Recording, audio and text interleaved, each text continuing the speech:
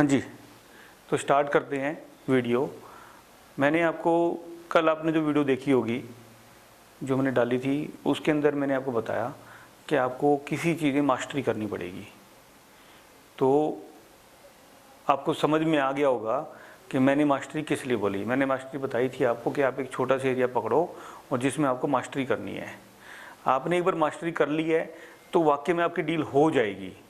ये बिल्कुल कंफर्म होता है कि जब आपको सब कुछ मालूम हो जाता है चीज़ें, तो आपको अच्छी तरह बता देते हो तो डीले होने के चांसेस बढ़ जाते हैं।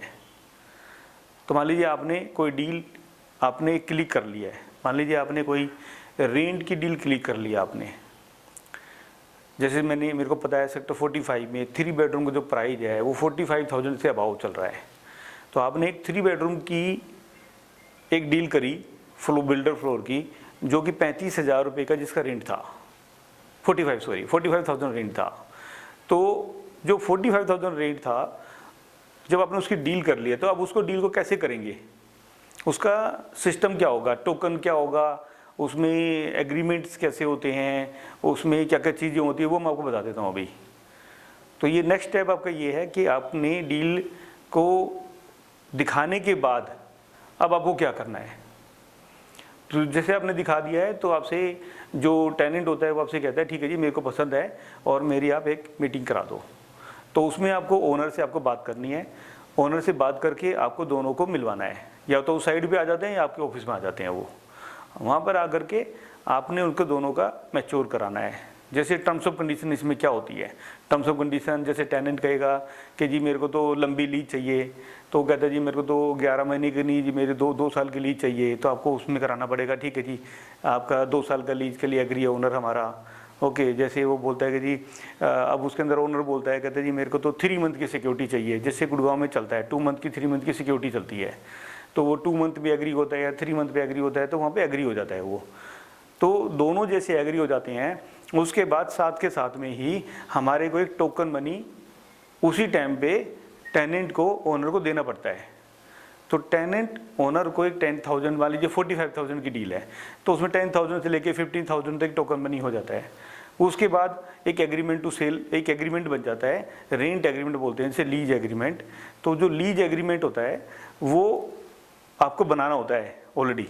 तो वो अगर आपको चाहिए तो आपको फिर मैं बताऊंगा कि इंडिया प्रॉपर्टी देखो पे आप जाएंगे, वहाँ पर उसका नंबर मिलेंगे और वहाँ पर आप उनसे बात करके आपको पता लग जाएगा कि या फिर वो आपको मेल कर देंगे, आपको व्हाट्सअप कर देंगे वहाँ के, तो आपको वहाँ से आपको एग्रीमेंट मिल जाएगा। आप वहाँ से भी एग्रीमेंट ले सकते हो, नहीं तो आपको गूगल पे भी जाएंगे, आसानी से एग्रीमेंट मिल जाते हैं।